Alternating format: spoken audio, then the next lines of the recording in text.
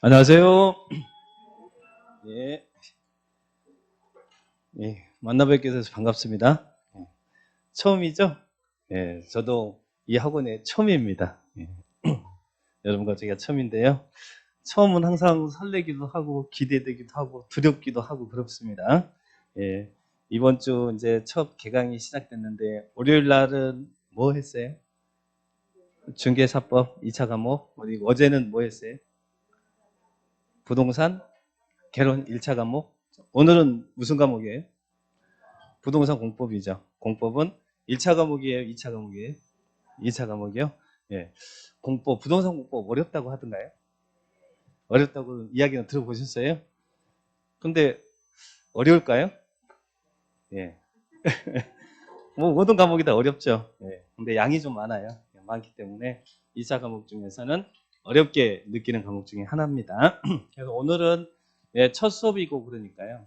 공법이 뭐고 그리고 또 공법에 어떤 내용들이 있는지 그리고 또 공법 공부를 어떻게 할 것인지 약간의 오리엔테이션을 좀 하고 그리고 수업을 진행하도록 하겠습니다. 자, 보겠습니다. 자, 부동산 공법. 자, 부동산 공법은 뭐와 뭐가 결합된 단어일까요? 부동산 공법은 부동산, 그죠?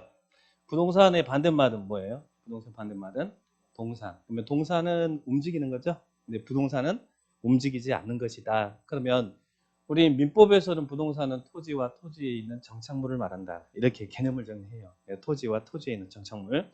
그런데 정착물 중에서도 제일 중요한 게 뭐겠어요? 건축물이겠죠. 그래서 부동산, 그래서 우리 부동산 공법에서 부동산이라는 것은 토지와 건축물을 이야기합니다. 그래서 이 부동산이라는 단어와 결합돼서 이제 공법이라는 단어가 나오죠. 공법은 반대말이 사법이에요. 민법에서 배우는 사법이 이제 민법이 사법인데 사법은 개인과 개인 간의 법률 관계를 나타낸 거예요. 그래서 민법 시간에는 여러분이 뭘 배우냐면 가불병정, 개인과 개인 간의 법률 관계.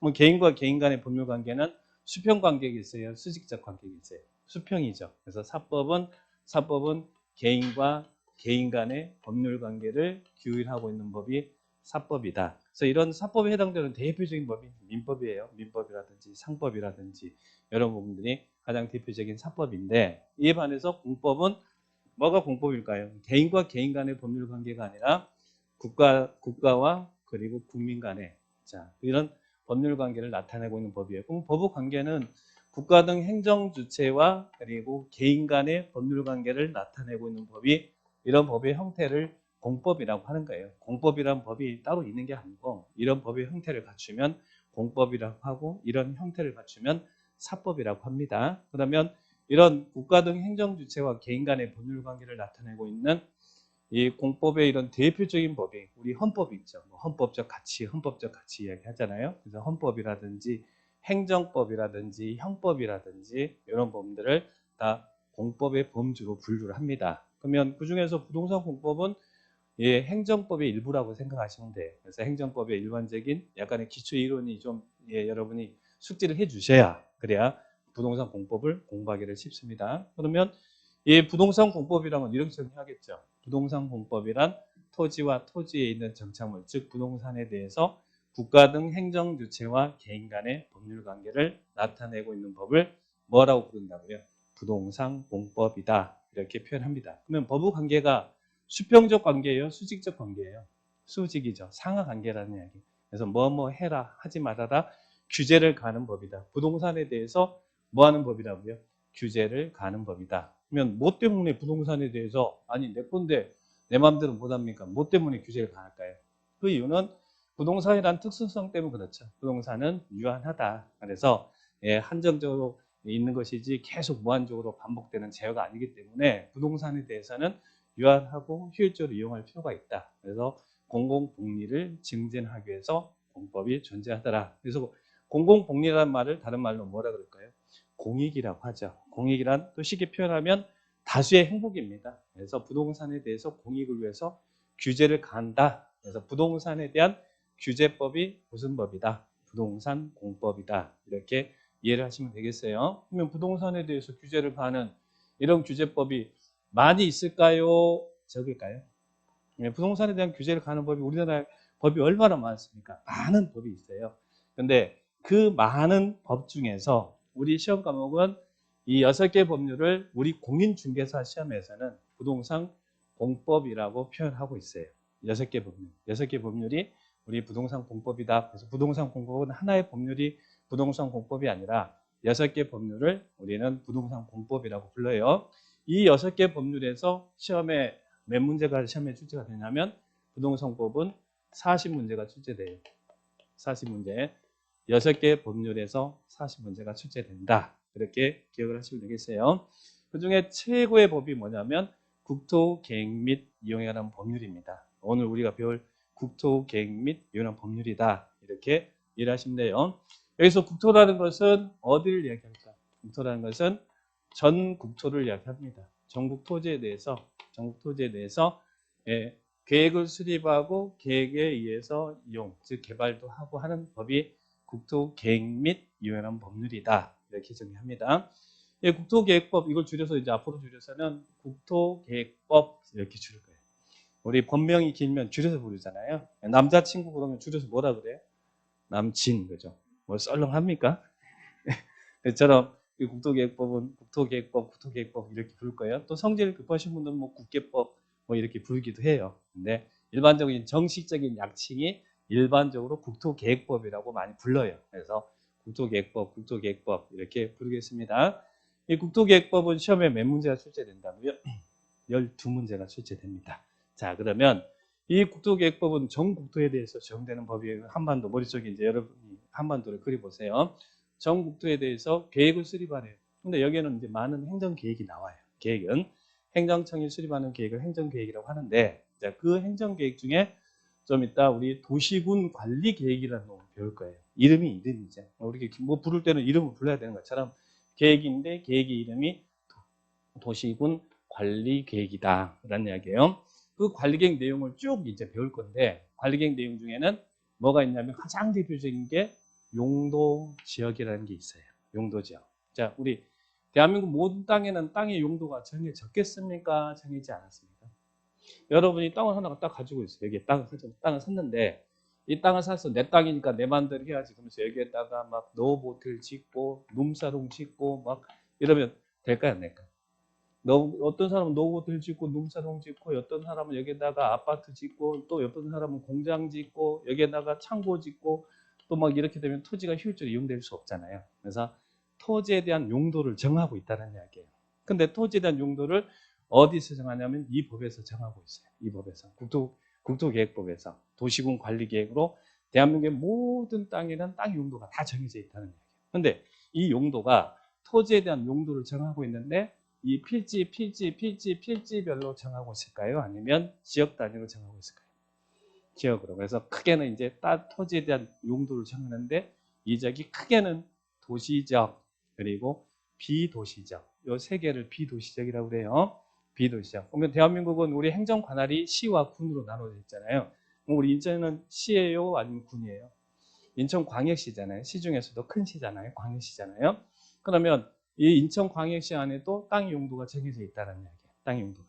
자, 이렇게 예, 도시적, 그러면 시라고 해서 다 도시적이다 이게 아니고, 우리 인천광역시 안에는 도시지역이라는 지역도 있고, 또 용도지역이 관리지역이라는 지역도 있고, 농림지역이라는 지역도 있고, 자연환경 보전지역이라는 지역도 있어요. 또 군 같은 경우는 인구가 상대적으로 적은 지역이 군이잖아요. 군 같은 경우도 읍이나 이런 지역은 이런 지역이 있어요. 이런 지역이. 근데 상대적으로 군 같은 경우는 비도시지역의 용도가 더 많겠죠.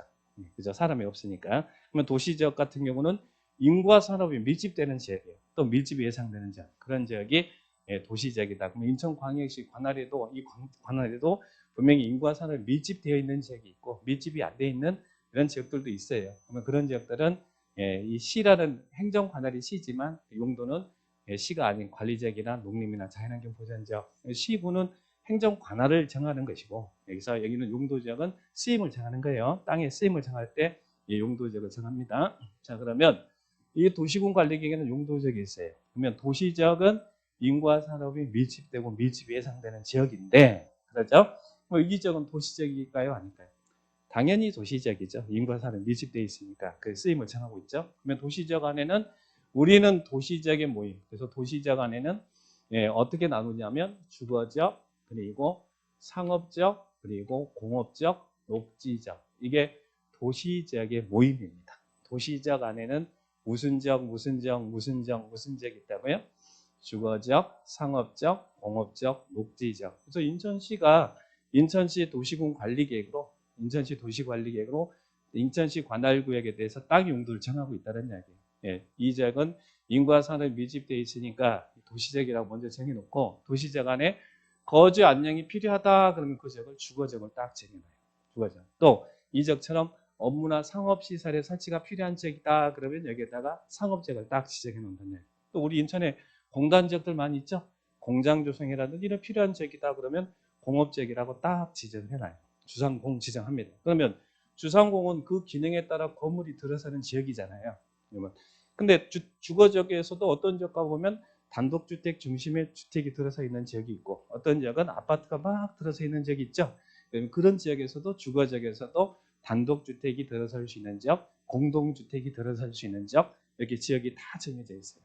이것을 용도 지역이다 이렇게 표현합니다. 그러면 도시는 우리가 도시적이지만 도시 안에는 농지나 임야가 있을까 없을까요? 있어야 되겠죠.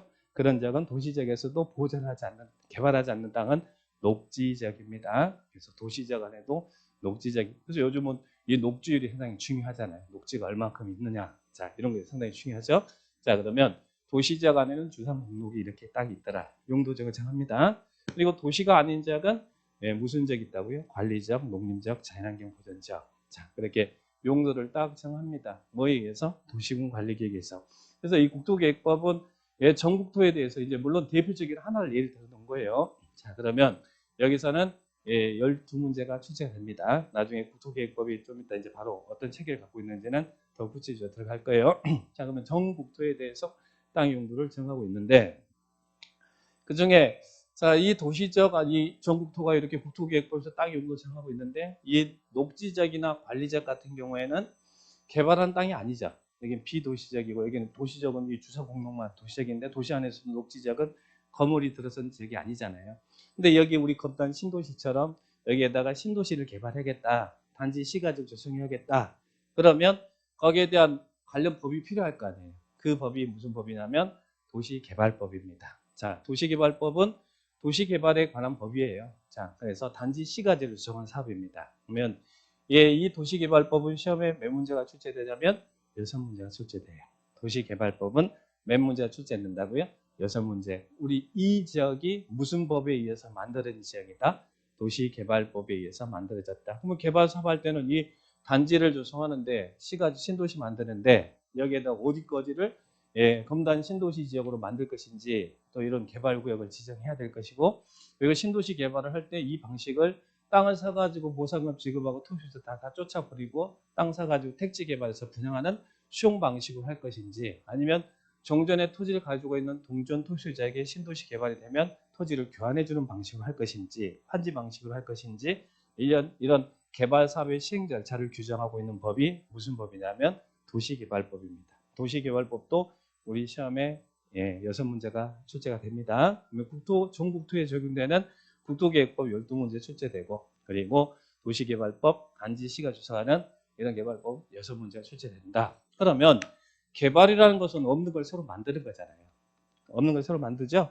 근데 이제 우리 구도심 지역에서 여기는 이미 건물들이 다 들어서 있는 지역이잖아요. 근데 시간이 흘러서 노후 불량하게 되면 다시 개발해야겠죠. 재개발. 또 다시 건축해야겠죠. 재건축. 자, 이런 재개발이나 이런 재건축하는 사업. 그러면 재개발, 재건축은 주택이 대상이 또 됩니다. 그러면 재개발, 재건축은. 근데 또 재개발 같은 경우는 주택만 대상이 되는 게 아니고 도심 재개발도 있고 공장 재개발도 있어요. 그러면 이런 사업을 하려면 그에 따른 근거법이 필요하겠죠. 자, 그 법이 무슨 법이냐면 도시 및 주거환경 정비법입니다. 도시 및 주거. 그러면 개발이라는 것은 없는 걸 새로 만드는 것이고 그리고 정비라는 것은 있는 것을 뜯어 고치는 거죠. 그죠? 우리 여자분들 얼굴을 개발해요? 정비해요? 정비예요? 정비. 자, 그러면 이런 이 정비 사업의 시행 절차를 규정한 법. 그러면 어디가 재개발하고 재건축을 해야겠는데 어떨 때는 재개발하고 어떨 때는 재건축을 하고 우리 보면 어느 지역은 재개발 사업을 하고 있고 어떤 지역은 재건축 사업을 하고 있잖아요. 그러면 재개발과 재건축의 차이는 뭘까요? 차이가. 여기는 다시 개발한다는 이야기죠. 근데 재개발 지역 같은 경우는 주로 기반 시설도 열악하고 도로라든지 상하수시라든지 이런 기반시설 열악하고 노후 불량한 건축물 밀집된 지역에서 하는 사업이 재개발이고 재건축은 여러분 사실 아파트 단지 많이 하잖아요. 그죠? 기반 시설은 양호한데 그 건물들이 시간이 흘러서 건물만 드러내고 건물만 새로 짓는 것이 재건축이죠. 재건축. 그러면 어느 게 더 공공성이 강하겠어요? 재개발이 강하겠어요? 재건축이 더 공공성이 강하겠어요? 재개발은 기반설도 같이 합종을 하면서 건물 다시 짓는 것이니까 재개발이 공공성이 강하겠죠? 근데 재건축은 여러분 사시는 아파트 단지가 시간이 흘러서 노후 불량하면 드러내고 하는 거예요. 그러니까 정비 사업이긴 하지만 공공성은 약하죠. 그래서 투기가 발생할 우려가 있는 지역이 재개발 지역이 많아요. 재건축 지역이 많아요. 재건축이 많죠. 재건축은 이런 저층을 고층으로 올리는 거잖아요. 그러니까 재건축은 재개발보다는 규제가 훨씬 더 많이 이루어집니다. 자, 규제 대상이 이런 재개발, 재건축에 대한 이런 시행 절차를 규정하고 있는 법. 그러면 사업하려면 조합도 설립하고 뭐 또 해야 되고 막 해야 될 거 아니에요. 일련의 절차를 규정하고 있는 법이 도시 및 주거환경 정비법이다. 그러면 여러분 이 법을 공부하면 우리 주변에 재개발, 재건축이 어떻게 진행되는지 조합은 어떻게 설립되는지 일련의 과정들을 여러분이 알게 될 거라는 이야기죠. 자, 그러면 이것도 본명이 길죠. 기니까 도시정비법 또는 정비법이라고 부를 거예요. 여기는 개발법, 신도시 만드는 것, 그리고 여기는 정비법, 정비사업의 시행절차 규정. 그러면 사업의 성격이 어느 게 더 크겠어요? 신도시를 만드는 사업이 크겠어요? 아니면 재개발, 재건축하는 사업이 크겠어요? 그래서 요거는 큰 사업이잖아요. 검단 신도시 만들잖아요. 그죠? 예, 굉장히 큰 사업이에요. 그래서 여기서는 막 등장하는 인물들이 높은 사람들이 막 등장하는데 재개발, 재건축 같은 경우는 우리 동네 사업이잖아요. 그래서 여기서는 등장하는 인물이 우리하고 친한 시장, 군수, 구청장이 등장하고 합니다. 근데 여기서는 높은 사람이 나와. 막 시도지사, 막 대도시장, 국장 이런 사람. 우리 시험에 이 개발 구역을 지정하는 사람이 누구냐? 뭐 이런 것도 물어보고 그랬어요. 자, 그러면 이것도 6문제씩 나온다. 자, 보면 지금 우리 6개 법률이 우리 공법으로 구성되어 있다고 그랬죠? 공법에 6개 법률이 부동산 공법으로 해서 40문제 출제된다고 그랬잖아요. 국토계획법은 몇 문제? 12문제. 도시개발법은 6문제. 단지 시가 주소하는 신도시 만드는 사업. 그리고 재개발, 재건축과 관련된 사업이 무슨 사업이라고요? 정비사업. 정비법, 정비사업의 시행 절차를 규정한 법, 도시정비법. 6문제 이렇게 출제가 됩니다. 자, 그러면 여기에 대한 내용이 있고 또 건축과 관련된 법이 또 뭘까요? 건축법이겠죠? 여러분이 이미 땅은 우리 인천시가 땅 용도를 다 정해놨으니까 여기에 대해서 이제 여러분 땅에 또 이 용도에 맞는 건물 주택을 짓는 사람도 있을 것이고 여기에다가 아파트 짓는 사람도 있을 것이고 또 여기에다가 업무시설 상업용 시설 설치하는 사람도 있을 것이고 공장 짓는 사람도 있을 것이고 또 필요하면 창고 짓는 것도 있을 것이고 그러면 건물 질 때는 그에 대한 근거법이 필요하겠죠. 자, 그 법이 무슨 법이라고요? 건축법이다. 그래서 건축법에서는 건축 허가를 받아 지을 것인지 누가 허가를 받을 것인지 누가 허가를 해주는 허가권자인지 또 어떤 것은 신고로 살 수 있는 것인지 건물을 지을 수 있는 땅도 있는데 땅이 어떤 땅이어야 되는지 건물을 지을 때 거기에서는 구조는 어떻게 해야 되고 건축의 일련의 규정에 관련된 사항을 정하고 있는 법이에요. 자, 건축법. 자, 건축법은 시험에 몇 문제가 출제된다. 7문제가 출제된다. 그죠? 7문제가. 그러면 여러분이 이 주거지역에 땅을 사가지고요. 여기에다가 이게 지금 단독주택이 들어서는 땅이 돼. 이 땅에서 땅을 사가지고 주택을 하나 지을 거예요. 그럴 때는 여러분은 건축 허가 받으실까요? 아니면 주택법에 의한 사업계획 승인을 받으실까요? 주택법에서는 주택을 지을 때는 사업계획 승인을 받는다 그러고 건축법에서는 건물을 지을 때 건축 허가를 받는다 그러거든요. 그러면 여러분이 주거적 내 땅 사가지고 여기다 전원주택 하나 지을 거예요. 이럴 때 건축 허가 받으실까요? 아니면 주택법에 한 사업계획 승인 받으실까요? 그냥 궁금해서 물어보는 거예요, 여러분한테. 건축 허가 받을까요? 아니면 사업계획 승인 받을까요? 건축 허가 받잖아요. 주택도 건축물이니까. 건축 허가 받아 지어요. 근데 여러분이 주택을 짓는데 여기에다가 주택 하나 딱 지을 때는 건축 허가 받아 지어요. 그런데 당해상의 지역에 주택을 짓는데 30호 30세대 이상의 주택을 건설한다. 그러면 법이 바뀐다는 이야기예요. 여기다가 여기 단지 안에다가 30호 단독주택을 이야기할 때는 호라는 개념을 써요. 뭐라는 개념을 쓴다고요? 호. 단독주택은 호. 그리고 공동주택은 세대. 그래서 아파트 몇 세대 하잖아요. 그죠? 단독주택을 지을 때 이 단지 안에서 30호 이상의 주택을 짓는다든지 우리 타운하우스 조성 같은 거 많이 하잖아요. 30호 이상의 주택을 짓는다든지 또 현대가 아빠 땅 사가지고 아파트 짓는데 30세대 이상 짓는다든지 그럴 때는 건축법의 규정이 적용되는 게 아니라 뭐가 적용되냐면 주택법에 의해서 건물을 짓습니다. 그래서 주택법은 항상 주택은 주택인데 여기도 주택이 나오잖아요. 주택은 주택인데 몇 호, 몇 세대 이상의 주택 건설에 적용되는 법이다. 30호, 30세대 이상의 주택 건설에 적용되는 법이다. 만약에 이 단지 안에서 주택을 짓는데 30동 미만으로 짓는다. 그럴 때는 어떻게 해요? 그냥 건축 허가 받아 지면 돼요. 건축법의 규정에 의해서 적용받습니다. 그런데 30호 3세대 이상의 주택을 건설할 때는 뭘 짓는다? 주택법에 의해서 적용을 받는다. 그래서 이 주택법은 이런 주택의 건설이나 그럼 건물이 지어졌으면 어떻게 돼요? 주택이 지어졌으면 공급을 해야 될 거 아니에요. 분양을 해야 될 거 아니에요. 그래서 건설과 공급과 관리에 대해서. 그래서 여러분이 한 번쯤은 들어봤던 이런 주택 지역에 투기가 발생하고 막 그러면 투기 과열지구라는 이야기 막 들어보죠. 투기 과열지구. 또 이런 적에 분양가가 폭등하면 분양가 상한제 적용하는 분양가 상한제 적용 지역 이런 이야기 들어보죠. 자, 이런 것들이 다 어디서 나오는 거예요? 이 주택법에서 나온다. 이렇게 정리하시면 돼요. 그러면 주택법은 시험에 몇 문제 출제된다고요? 7문제가 출제됩니다. 지금 우리가 앞으로 공부해야 될 법이 어떤 것인지 이거 보고 있는 거예요. 주택법 7문제. 그죠? 그 다음에 그러면 총 몇 개예요? 하나, 둘, 셋, 넷, 다섯이죠? 자, 그러면 또 하나 우리 시험 과목에 공부해야 될 법이 뭘까요? 이제 농지입니다. 농지는 전국토에 다 있잖아요. 그죠? 자, 그러면 이 농지와 관련해서 있는 법이 무슨 법일까요? 당연히 농지법이죠. 농지법은 우리 시험 과목입니다. 그러면 농지와 반대되는 비교되는 개념이 뭐예요? 비교되는 개념이 산지가 이 임목죽이 있는 땅, 이 산이죠. 쉽게 말해서 산이 나무가 서 있는 땅들이 산지인데 산지에는 산지관리법이 있어요. 산지관리법은 우리 시험 범위는 아닙니다. 아닌데 예전에는 이것도 우리 시험 범위였어요. 범위였는데 지금은 산지는 시험 범위는 아닙니다. 그러나 산지관리에 대한 산지관리법은 나중에 우리 공법에서 농지업 비교해서 이쪽 저쪽에서 이런 산지관리법이라는 용어는 등장하게 됩니다. 그러나 시험 범위는 아니다. 근데 농지법은 이 두 문제가 나오죠. 그래서 농지는 대한민국 땅 중에 유일하게 소유가 제한되는 땅이 어떤 땅일까요? 어떤 땅 아무리 돈이 많아도 소유하지 못하는 땅. 그 땅이 무슨 땅일까요?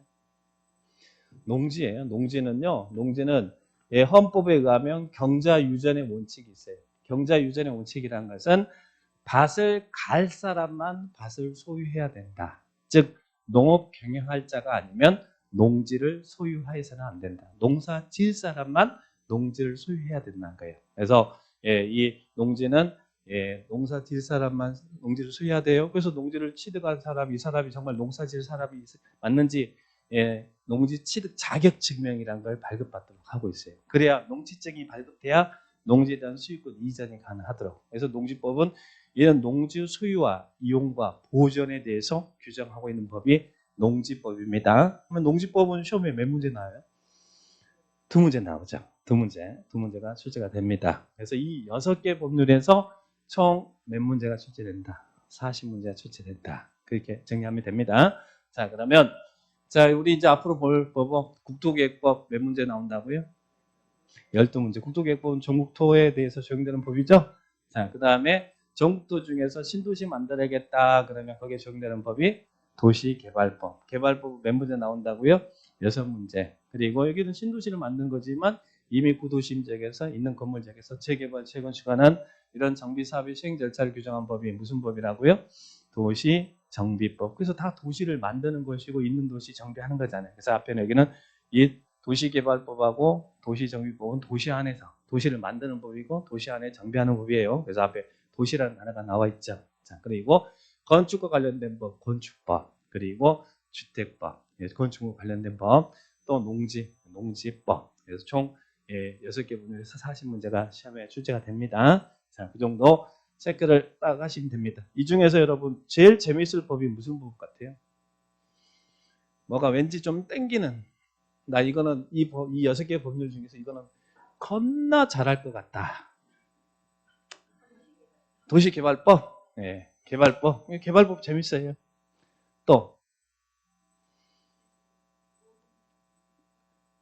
도시및 주거환경 정비법. 네, 겁나 어려워요. 겁나 어려워. 예? 많이 바뀌어서. 네. 많이 바뀌어서도 그렇지만 원래 법이 어려워요. 얘가 복잡해. 왜냐하면 간단하게 여기는 시행자가 뭐 이런 사람들이 땅 사가지고 사업을 하잖아요. 다 자기 거잖아요. 땅 사가지고 다 세버리니까. 근데 여기 정비 사업은 여러분 토지 건물이잖아요. 여러분들이 조합 설립해서 하니까 이 과정이 얼마나 복잡하겠습니까? 그러니까 여기는 공공주도 사업이라 한다면 이것들은 민간주도 사업이거든요. 그러다 보니까 과정이 복잡해요. 여러분 재산권 가지고 여러분이 직접 조합 설립하고 막 사업하는 과정이기 때문에 복잡해요. 그러니까 시험도 겁나 어렵게 나와요. 일단 그렇게만 하고 왠지 재밌을 것 같지만 또 그것도 어려운 건 어려운 거니까. 그 다음 또 뭐가 재밌을 것 같아요?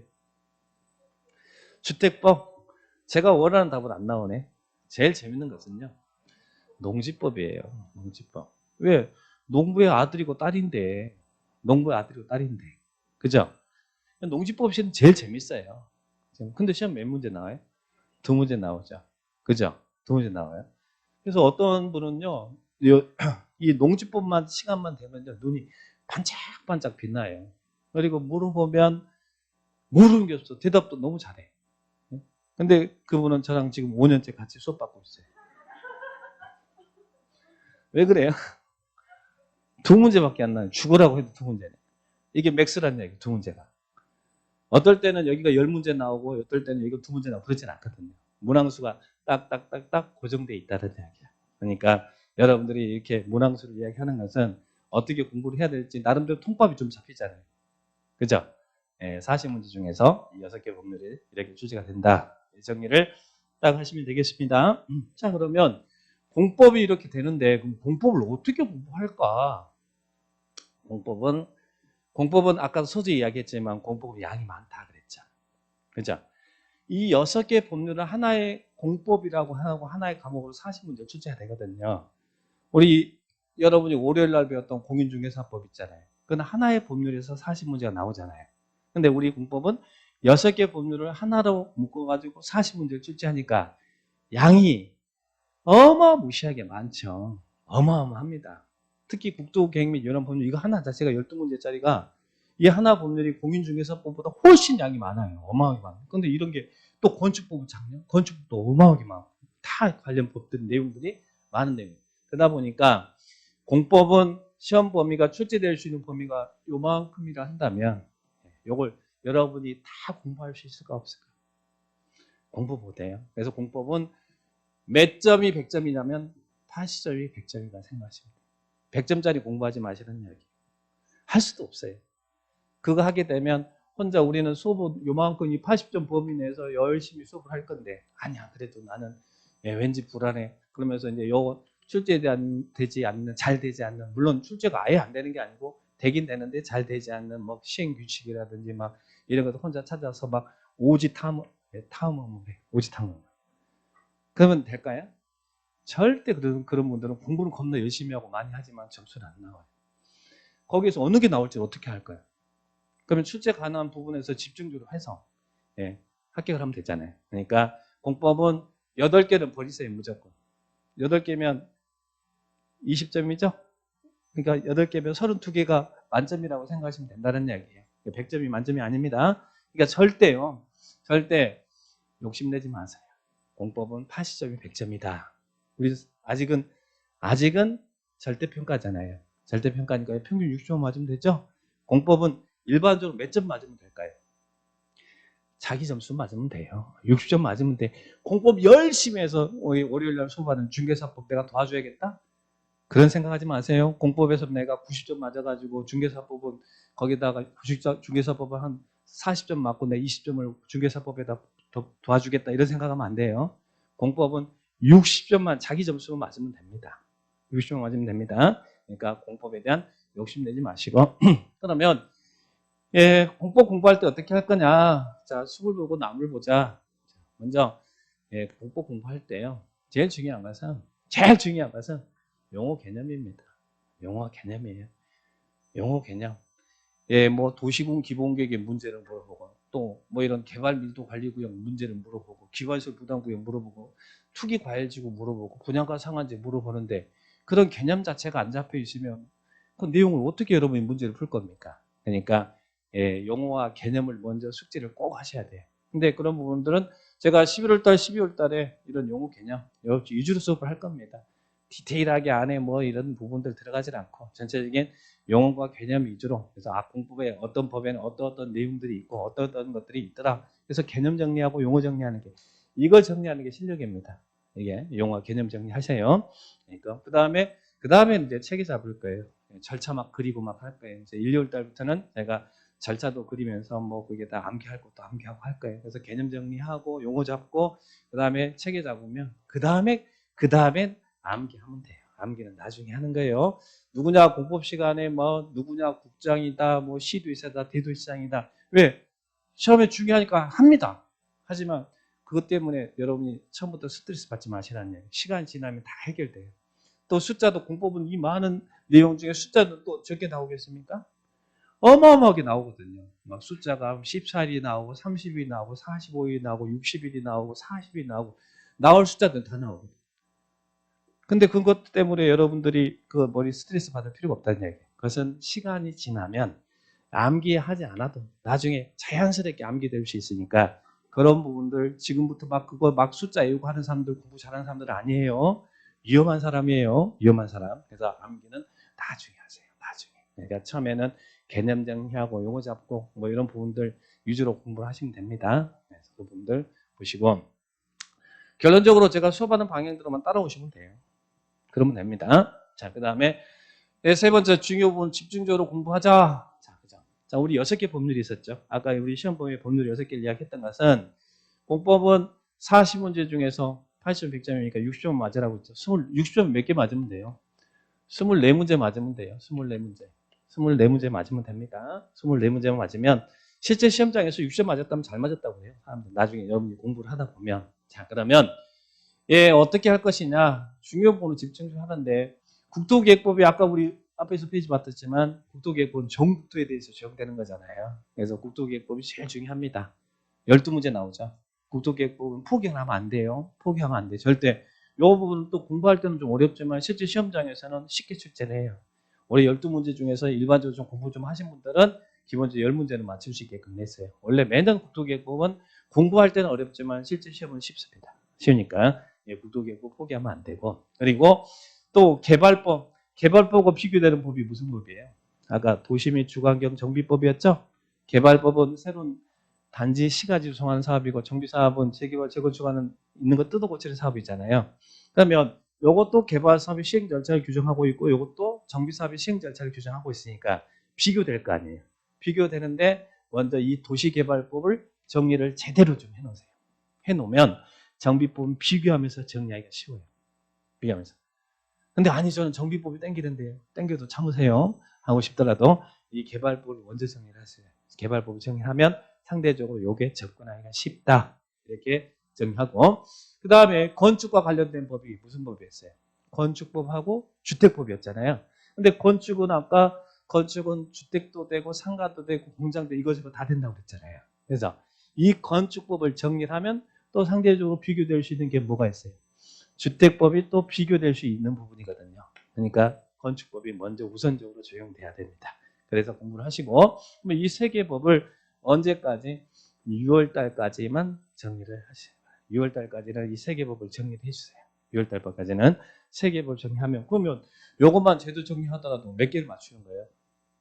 12개. 도시개발법 몇 문제 나온다고 했어요? 6문제. 또 건축법은 7문제. 그럼 합하면 몇 개인가요? 25개인가요? 25개? 제가 몇 점 맞으면 된다고 그랬는데 24문제 맞으면 된다고 했는데 25개네? 끝났네. 그죠? 근데 여기서 근데 다는 못 맞추잖아요. 다는 못 맞추니까 여기서는 한 10개 정도 맞추고 개발법에서는 6개 중에서 4개를 충분히 맞출 수 있어요. 올해도 공부를 열심히 하신 분은 5문제는 맞췄어요. 5문제. 그래서 국토기획법, 개발법이 올해는 다른 해보다는 좀 쉽게 출제를 했어요. 그래서 처음에 올해 공부하신 분들이 우리 시험 출제 순서가 국토기획법, 그 다음에 도시개발법, 그 다음에 도시 및 주거환경정비법, 그 다음에 주택법, 건축법, 농지법 순서가 이렇게 나오고요. 출제 시험 순서가. 그러다 보니까 이 2개가 18문제잖아요.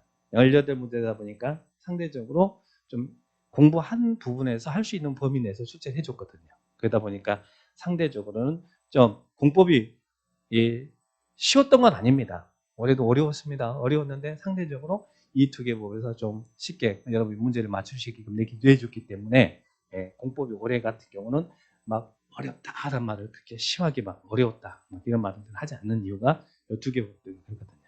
그래서 상대적으로 또 정비법은 겁나 어려웠어요. 어렵습니다. 그러니까 요것만 좀 1차적으로 좀 정리를 좀 잘 해주세요. 그러니까 언제까지는 6월 달까지는 어느 정도 머릿속에 그림을 좀 그려놓으시면 여기까지 그려놓으시면 나머지 부분들 정비법, 주택법에서 나머지 부분들도 충분히 좀 이렇게 정리하고 그러면 공법이 어려운 공법이 아니라 즐거운 공법이 될 수 있어요. 쉬운 공법이 될 수도 있다는 이야기예요. 그래서 어떻게 하느냐에 따라서 공법은 쉬울 수도 있고 어려울 수도 있어요. 자, 그렇게 정리를 합니다. 자, 그러면 이 부분을 정리하시고 자, 공법도 어렵습니다. 시간이 많이 걸립니다. 그러니까 공법을 어떻게 하면 잘해요? 제 공부를 잘하는 방법은요. 다른 거 없어요. 그냥 보고 또 보고 보고 또 보고 반복하는 게 최고입니다. 그러니까 오늘 수업 시간에 배웠던 거 가셔가지고 그냥 던져버리시고 다음 주에 그냥 아무 생각 없이 오지 마시고 오늘 배웠던 거 다시 한번 또 보고 또 처음일수록 보고 또 보고 해야 됩니다. 근데 처음에는 여러분 처음에는 이제 지금 이 단어가 익숙해져야 되잖아요. 그러니까 여러분들이 막 책 보고 막 외우려고 하지 마시고 그냥 우리 오늘 수업 받았던 부분들 그냥 우리 들어가셔서 오늘 처음 받았으니까 한번 받은 거 아니에요? 가서 이제 또 재방송 해야죠. 인강으로 이제 1.3배속이나 1.2배속이나 1.4배속. 저 같은 경우는 1.5배속 해도 들려요. 들리니까. 들어서 반복해주고 그래서 자꾸 단어가 익숙해져 있어야 됩니다. 그래서 보고 또 보고 또 보고 해야 돼요. 이게 제일 중요한 겁니다. 제일 중요한 겁니다. 보시고. 그래서 이 공법은 2차지만 1차라고 생각하시고 왜? 다 2차가 다 어렵긴 어려운데 공부 양이 많으니까 1차라고 생각하시고 같이 1차 과목 공부하실 때 같이 이렇게 해 주셔야 됩니다. 그래야 동차라는 합격을 할 수 있어요. 아셨죠? 반복 학습이 중요하다. 정리하시고. 제일 중요한 건 또 이거죠. 즐거운 공법. 공법 시간만 되면 공법은 민법처럼 달라요. 민법은 생활법이거든요. 가불이거든요. 그러다 보니까 재밌기도 해. 그리고 또 우리 주변에서만 늘상 일어나는 일들이 그러니까 또 거기에 대한 쉽게 이해도 할 수도 있고 그런데 공법은 공법 그러니까 공법이 처음에 여러분 공부할 때 계산기 가져오신 분 없나요? 다른 데서 막 계산기 가져오시고 때 공대생이 하는 법이라고? 네? 그건 아니에요. 공법은 아까 국가 등 행정주체와 개인 간의 법률관계를 규제하는 법이잖아요. 뭐 국가가 우리한테 뭐 해라 하지 말아라 규제를 가는 법이잖아요. 그러다 보니까 들어도 이 공법이 용어가 행정법의 일부다 보니까 이 용어 자체가 굉장히 어려워요. 여러분이 일상생활에 쓰는 용어가 아니거든요. 용어가 어렵다 보니까 도대체 수업 시간에 수업을 하는데 분명히 뭔가를 이야기를 하고 있는데 말이 전혀 안 돌아. 마치 AFKN을 듣고 있는 그런 느낌. 그러다 보니까 아니 이거 과연 될까 하면서 너무너무 공법 시간이 싫어요. 왜? 용어가 일단 개념이 안 들어오니까. 그죠? 그런다고 해서 시험을 포기할 건 아니잖아요. 그죠? 우리 이런 말이 있죠. 피할 수 없으면 즐겨라. 즐기세요. 하다 보면 반복하다 보면 하나씩 알아가집니다. 알아가는 재미, 그 재미 얼마나 큰지 아세요? 몰라요? 알죠? 그러니까 공법 예, 즐겁게 하세요. 그래서 즐거운 공법. 그래서 제가 항상 저는 즐거운 공법 합니다. 수업 시간 할 때 항상 오늘 즐거운 공법 하겠습니다라고 합니다. 여러분이 즐거운 공법, 예, 즐거운 마음으로 오세요. 그러면 즐겁게 하면 공부가 잘 될 거 아니에요. 그죠? 그래서 예, 공법은 이렇게 좀 해주십사라고 부탁을 좀 드리겠습니다. 자, 그러면 이제 오늘은 이 공법에 대한 우리 행정법 일부라고 그랬잖아요. 행정법 일부라고 그랬죠. 그래서 여러분들이 이 행정 조직에 대한 이 체계를 알고 있어야 공법 공부하기가 훨씬 수월합니다. 수업 시간에요. 시도지사, 시도의사 막 하거든요. 또 막 국장 하거든요. 또 시장군수, 구청장, 시장군수, 구청 하거든요. 또 관할구역 하거든요. 또 도시군, 그래서 도시군계획, 도시군 기본계획, 도시군 관리계획 막 이런 말이 나오거든요. 그게 다 행정조직과 관련돼 있거든요. 근데 그런 부분들이 사전에 시도의사 이야기할 때 시도의사가 누군지 딱 머릿속에 연상이 돼야 돼.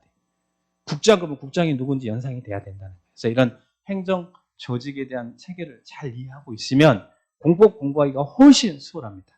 자, 그러면 이 행정 조직을 보겠습니다. 자, 이걸 잘 이해해 주셔야 돼요. 자, 행정 조직 국가는 알죠? 국가는 알아요, 몰라요? 국가는 누구를 국가라 그래요?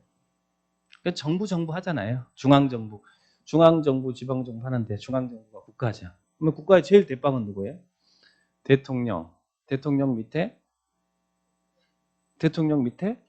국무총리는 대통령이 임명해 주잖아요. 그죠? 그리고 국무총리 밑에 장관 있죠. 그죠? 그러나 대통령과 국무총리는 실무라는 사람은 아니죠. 우리 부동산에서 국가라는 것은 중앙행정기관의 장을 국가라고 해요. 중앙행정기관의 장이란 누구를 이야기한다? 장관을 이야기한다. 자, 중앙행정기관의 장 그러면 누구를 이야기한다고요? 장관을 이야기한다. 장관을 이야기합니다. 그럼 장관도 겁나 많죠. 그죠? 뭐 국방부 장관도 있고 행안부 장관도 있고 국토교통부 장관도 있고 막 장관이 나오잖아요. 그럼 부동산에서 국가란 누구를 이야기해요? 그 장관 중에서 누구를 얘기할까요? 국토교통부 장관. 이게 줄여서 앞으로 국장이라고 부를 거예요. 국장. 수업 시간에 국장 부를 거예요. 근데 국장이 우체 국장을 이야기하는지, 또 행정조직에 있는 거기에 있는 실제 직함의 사무조직의 국장을 이야기하는지 막 이렇게 헷갈릴 수 있거든. 근데 그런 사람들은 우리 공법에 아예 등장하지 않아요. 공법은 예, 그 권한을 대표하는 사람들만 등장하거든요. 그래서 여기서 국장은 뭐의 줄임말이라고요? 국토교통부 장관을 줄여서 국장이라고 합니다. 국토교통부 장관을 국장이라고 합니다. 그래서 부동산에서 국가란 누굴 이야기한다? 국장을 말한다. 그러면 국가가 수립하는 계획이 국가계획인데 그럼 국가계획은 우리 부동산에서는 누가 수립한다 그럴까요? 국장이 한다. 국가계획 나오면 국장이다. 이렇게 이야기해요. 자, 국가가 있고. 그런데 지금은 이제 지방자치단체 시대죠. 그래서 여기가 등장하는 게 많아요. 지방자치단체. 줄여서 지자체라고 하죠. 그죠? 지자체장. 그러면 자치단체라는 것은 중앙정부에서 임명하는 장이 아니라 여러분이 우리 지역을 잘 이끌어주세요라고 여러분이 투표로 선출해주는 장을 자치단체장이라고 그래요. 그래서 인천시장은 대통령이 임명해준 거 아니잖아요. 그죠?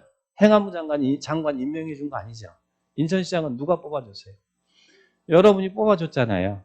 그죠? 그래서 인천시장을 자치단체장이라고 합니다. 이제는 지방자치단체 시대예요. 그래서 이 장들을 여러분들이 직접 선출해 준다는 얘기예요. 자, 그러면 이런 지방자치단체장에는 광역자치단체장이 있고 그리고 기초자치단체장이 있어요.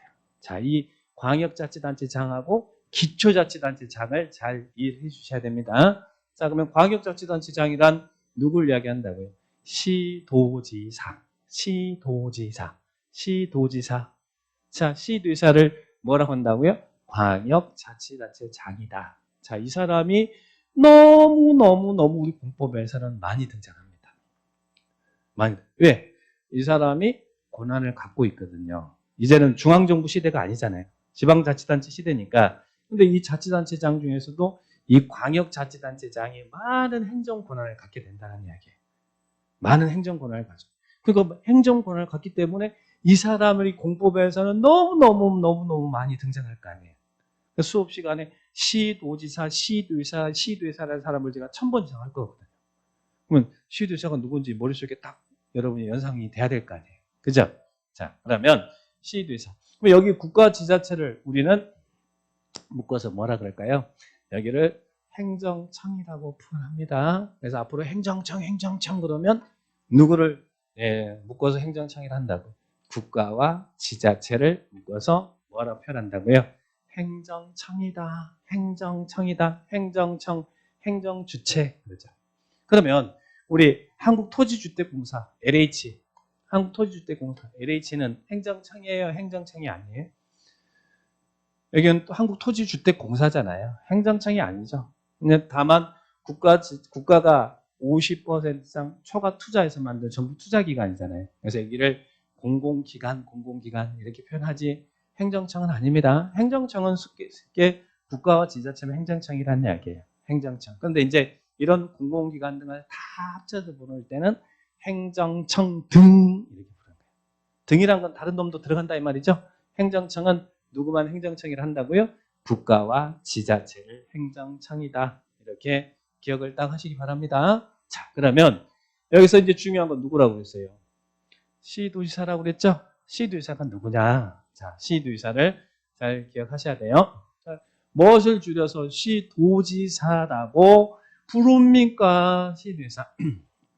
시도지사란 특별시장, 광역시장, 도지사, 특별자치시장, 특별자치도지사 이를 줄여서 시도지사라고 불러요. 자, 그러면 시도지사 한번 볼게요.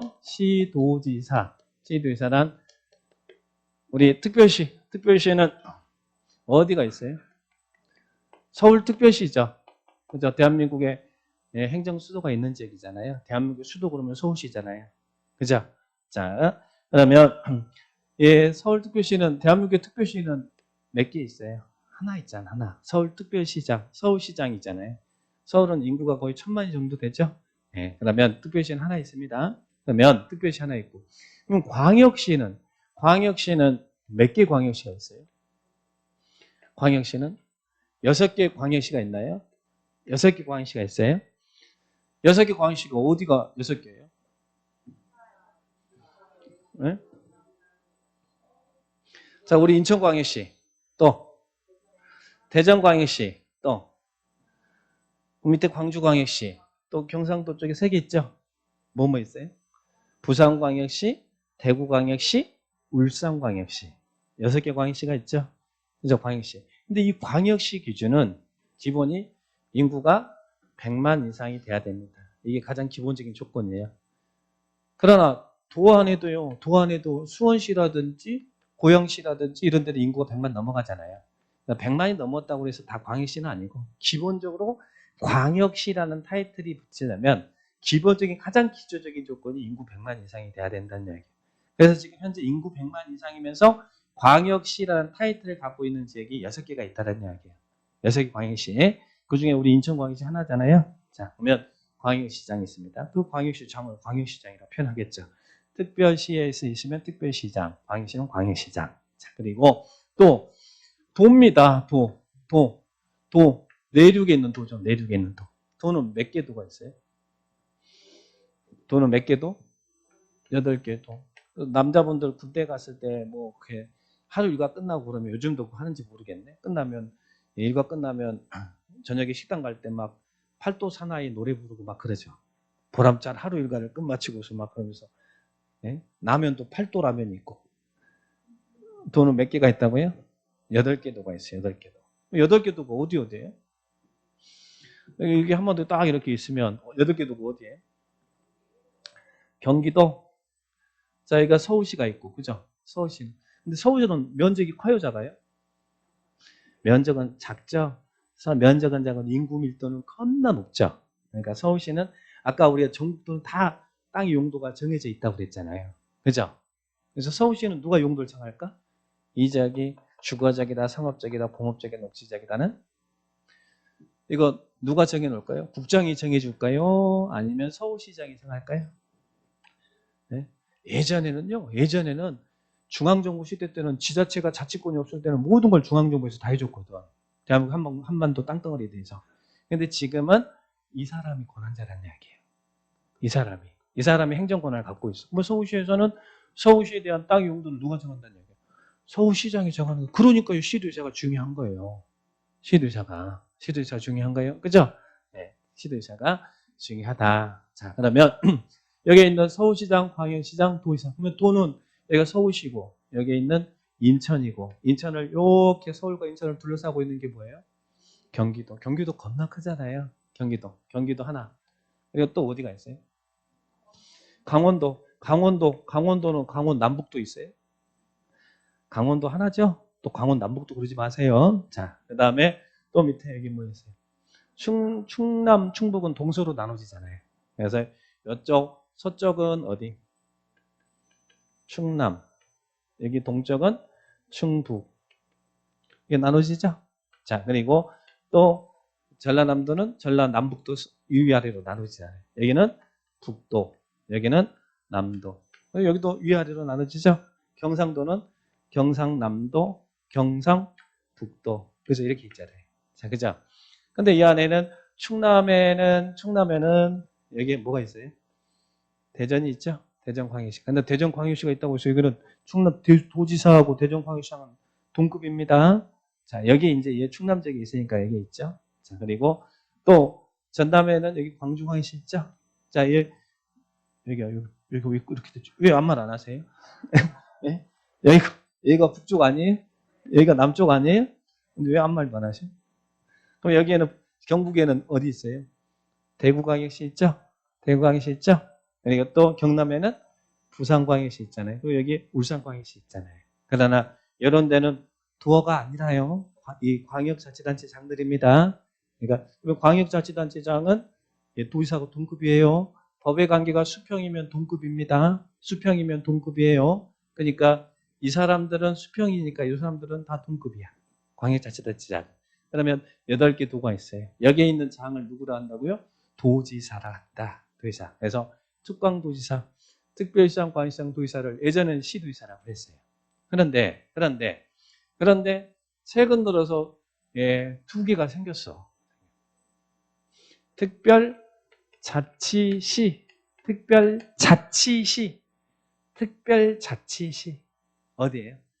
세종특별자치시 그러잖아요. 세종시잖아요. 세종시는 어디에다 만들어진 거예요? 네? 충남 영기군이 없어져 버렸잖아요. 충남 영기군하고 여기에 있는 충남 영기군하고 여기에 있는 충북 청원 지역하고 일부 지역하고 공주 일부 지역에 여기 택지 개발해서 여기에다가 세종특별자치시를 만들었잖아요. 그래서 세종시를 뭐라고 불러요?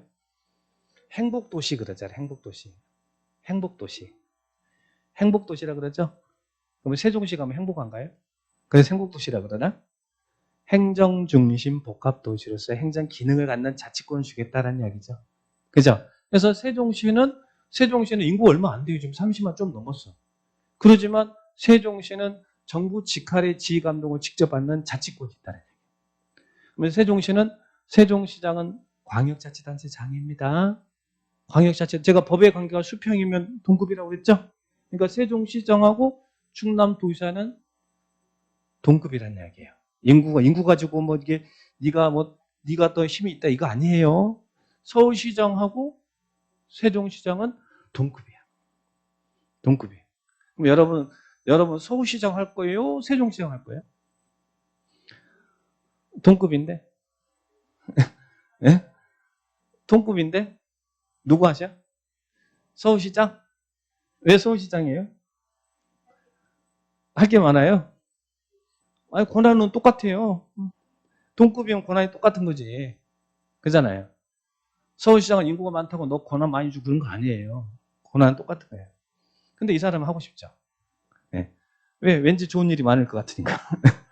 네? 자, 그 다음에 또 특도가 있어요. 특도는 뭡니까? 특별자치도. 어디 있어요? 제주도. 제주도는 제주 특별자치도 이렇게 나옵니다. 제주도의사 있었죠? 그죠? 자, 이 사람도 특별자치시 하나 있고 특도도 하나 있어요.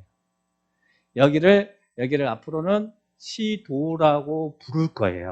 시도. 그리고 여기에 있는 장들을 시도지사라고 부릅니다. 시도지사라고 부릅니다. 여기 있는 사람들을 뭐라 부른다고요? 시도지사. 그러면 시도지사는 뭐의 압축이에요? 특별시장, 광역시장, 도지사, 특별자치시장, 특별자치도지사. 특자, 특도, 이제 앞으로 특자, 특도라고 할 거예요. 이들을 줄여서 뭐라고 한다고요?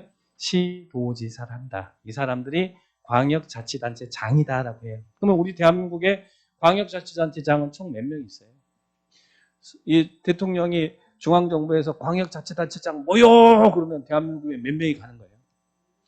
여기 한 명, 2명에다 10명에다가 16명에다가 17명이잖아요. 대한민국의 광역자치단체장은 총 17명이 있더라. 17명 있어요. 광역자치단체장은 17명. 근데 17명을 일일이 다 부르는 게 아니고 시도지사라고 부른다. 그죠?